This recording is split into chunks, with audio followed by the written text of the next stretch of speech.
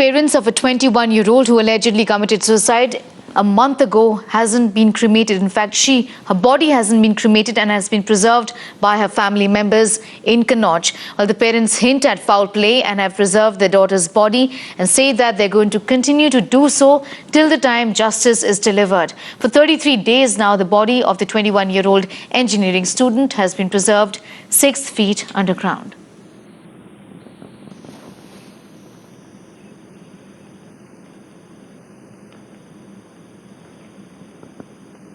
इसमें चारों लड़कियों का हाथ है और जो वहाँ पे रात को लड़का इंटर हुआ था विशाल नाम का, उसका भी हाथ है इसमें।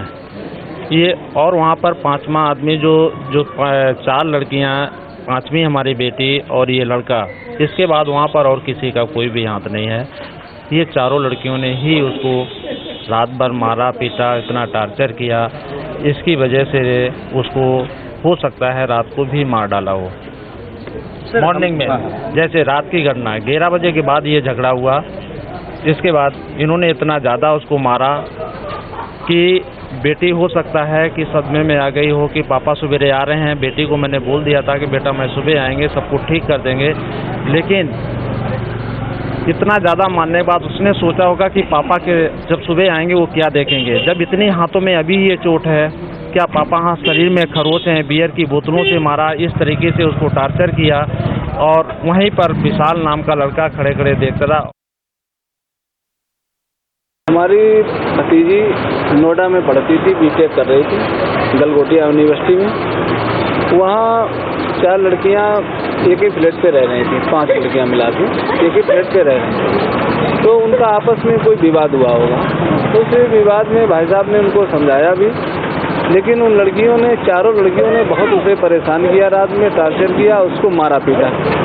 मारने पीटने में उसने इतना उसको मारा पीटा, हमारे समझ तो ये आ रहा कि उसको मार के फेंक दिया गया, हमें कुछ ऐसा समझ में आया। लेकिन सुसाइड नोट एक मिला है, उस सुसाइड नोट के आधार पर ये लग रहा है कि उसने आत्महत्या की है।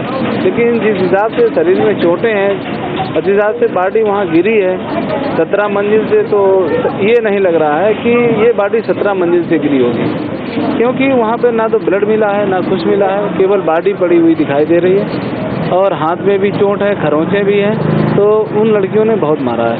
अब हमने यही डिमांड की थी प्रशासन से, नोएडा के प्रशासन से और यहाँ अपने कन्नौज के प्रशासन से, कि उन चारों लड़कियों और एक जो विशाल लड़का है उनके ऊपर जो रात में घटना हुई है, उस घटना के आधार पर कार्रवाई। उन्होंने 17वीं मंजिल से कूद के सुसाइड किया था। सुसाइड के बाद उन्होंने एक सुसाइड नोट भी छोड़ा था, जिसमें उन्होंने अपनी ही बैचमेट्स 4 लड़कियों को नामजद किया था और उन्होंने कहा था कि इन चारों के परेशान करने के कारण ही मैं सुसाइड कमिट कर रही हूँ। उस केस में उन चारों लड़कियों को अरेस्ट करके जेल भेज दिया गया है। That is the development age of now. Sir, motive पता चल पाया सुसाइड का मोटिव क्या था?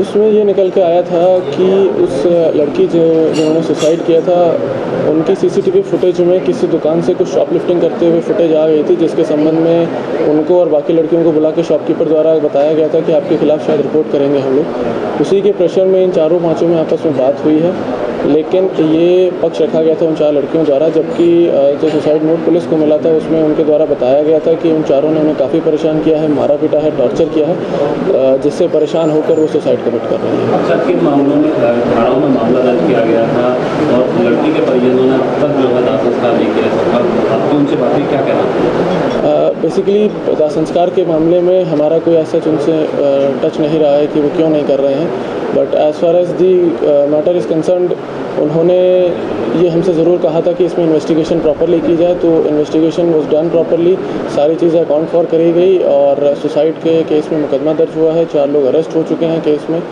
और पोस्टमार्टम इसमें हुआ है। वीडियो